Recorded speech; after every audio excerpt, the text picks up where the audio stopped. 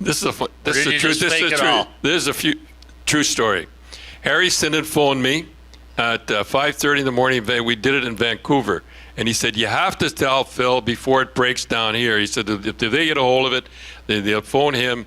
So I phoned Bobby, and I said, Bobby, come on, Bobby Orr.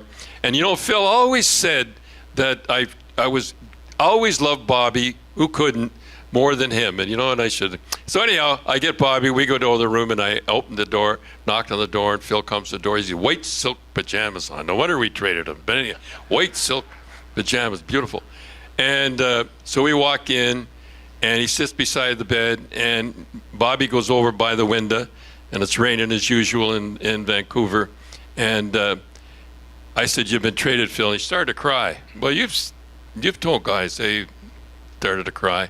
And he looked up at me, and he said, if you tell me I've been traded to New York Rangers, I'm going to jump out that window. And I said, Bobby, get away from that window. He says I said that. I can't believe I said that.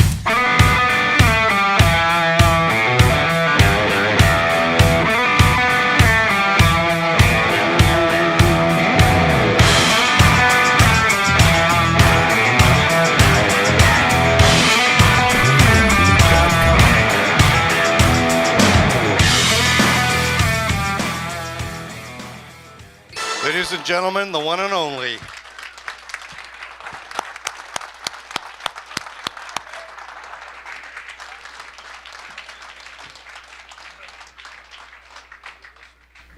Where's Brian Burke? Here's Brian Burke right here. Stanley Cup winner right there.